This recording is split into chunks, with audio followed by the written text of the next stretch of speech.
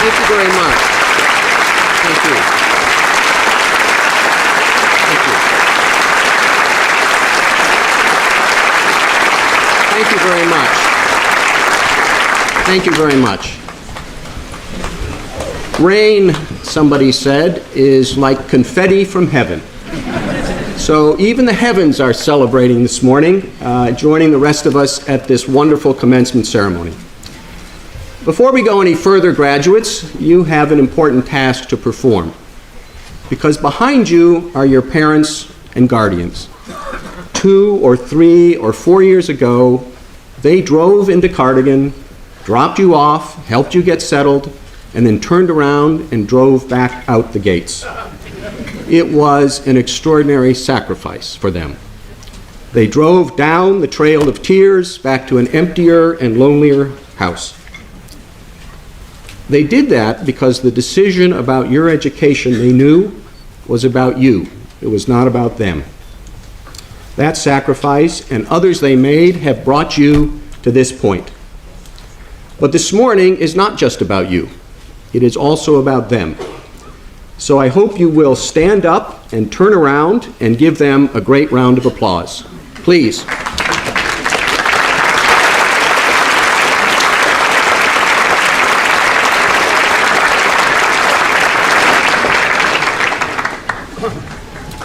Now, when somebody asks me how the remarks at Cardigan went, I will be able to say they were interrupted by applause. Congratulations, class of 2017. You've reached an important milestone. An important stage of your life is behind you.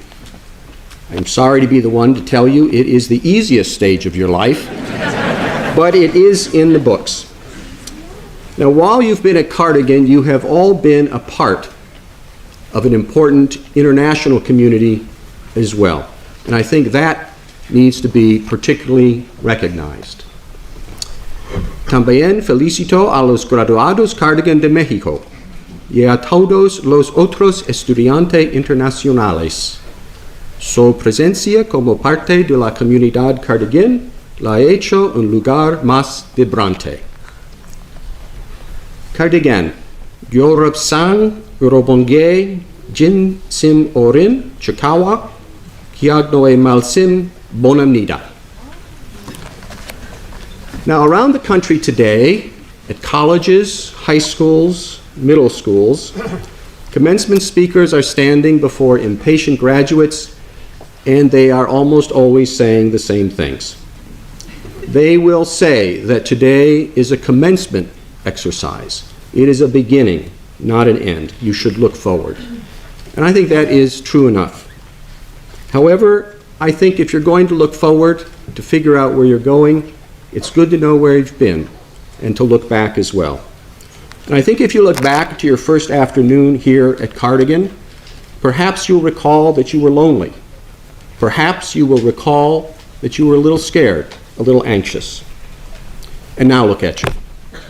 You are surrounded by friends that you call brothers, and you are confident in facing the next step in your education. It is worth trying to think why that is so.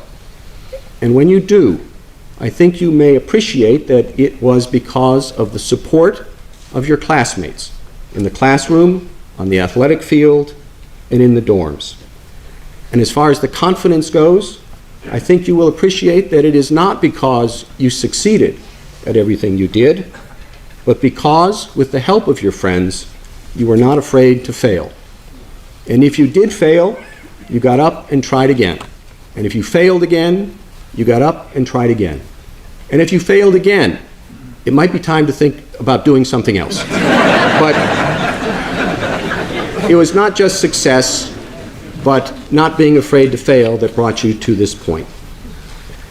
Now, the commencement speakers will typically also wish you good luck and extend good wishes to you. I will not do that, and I'll tell you why. From time to time in the years to come, I hope you will be treated unfairly, so that you will come to know the value of justice.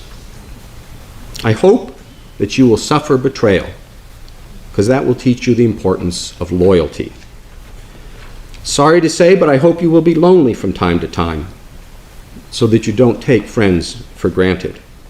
I wish you bad luck again from time to time, so that you will be conscious of the role of chance in life and understand that your success is not completely deserved and that the failure of others is not completely deserved either. And when you lose, as you will from time to time, I hope every now and then your opponent will gloat over your failure. It is a way for you to understand the importance of sportsmanship. I hope you'll be ignored so you know the importance of listening to others.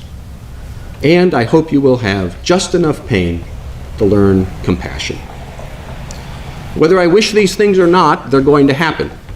And whether you benefit from them or not will depend upon your ability to see the message in your misfortunes. Now, commencement speakers are also expected to give some advice. They give grand advice and they give some useful tips. The most common grand advice they give is for you to be yourself. It is an odd piece of advice to give people dressed identically, but you should be yourself, but you should understand what that means. Unless you are perfect, it does not mean don't make any changes. In a certain sense, you should not be yourself. You should try to become something better. People say be yourself because they want you to resist the impulse to conform to what others want you to be. But you can't be yourself if you don't learn who you are. And you can't learn who you are unless you think about it. The Greek philosopher Socrates said, "The unexamined life is not worth living."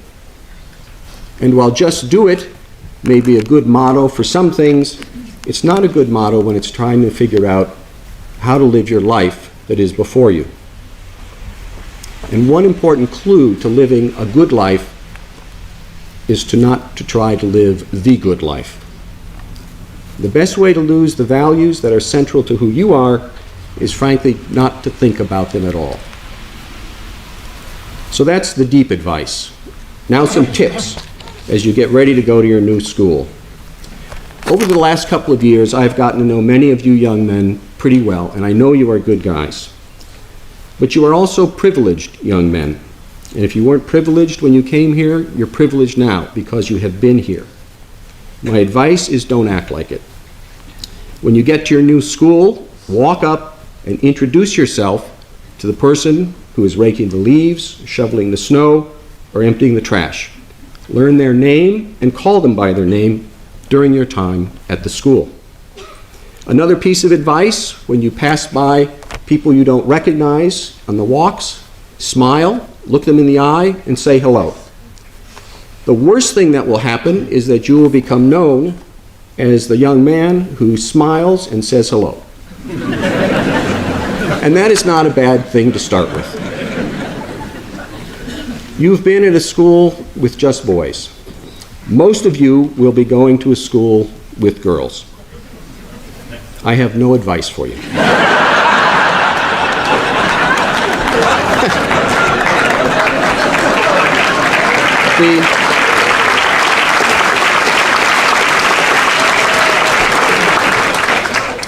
The last bit of advice I'll give you is very simple, but I think it could make a big difference in your life. Once a week, you should write a note to someone. Not an email, a note on a piece of paper. It will take you exactly 10 minutes. Talk to an adult, let them tell you what a stamp is. You can put the stamp on the envelope. Again, 10 minutes once a week. I will help you right now. I will dictate to you the first note you should write. It will say, "Dear," fill in the name of a teacher at Cardigan Mountain School. Say, "I have started at this new school. We are reading blank in English. Football or soccer practice is hard, but I'm enjoying it. Thank you for teaching me." Put it in an envelope, put a stamp on it, and send it. It will mean a great deal to people who, for reasons most of us cannot contemplate, have dedicated themselves to teaching middle school boys. As I said, that will take you exactly 10 minutes a week. By the end of the school year, you will have sent notes to 40 people.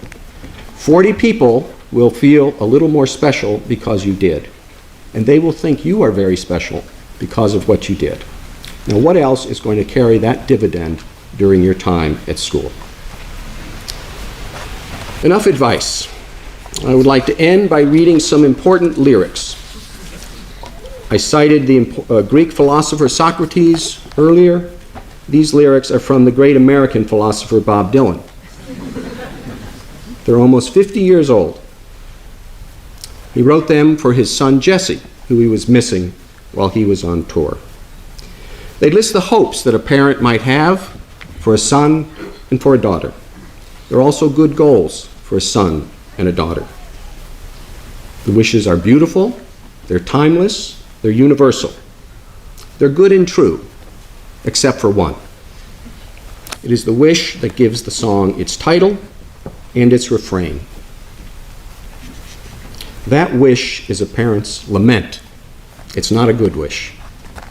So these are the lyrics from Forever Young by Bob Dylan. May God bless you and keep you always. May your wishes all come true. May you always do for others and let others do for you.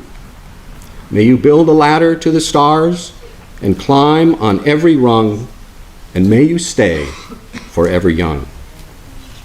May you grow up to be righteous. May you grow up to be true. May you always know the truth and see the light surrounding you. May you always be courageous, stand upright and be strong, and may you stay forever young. May your hands always be busy. May your feet always be swift. May you have a strong foundation when the winds of changes shift. May your heart always be joyful. May your song always be sung, and may you stay forever young. Thank you.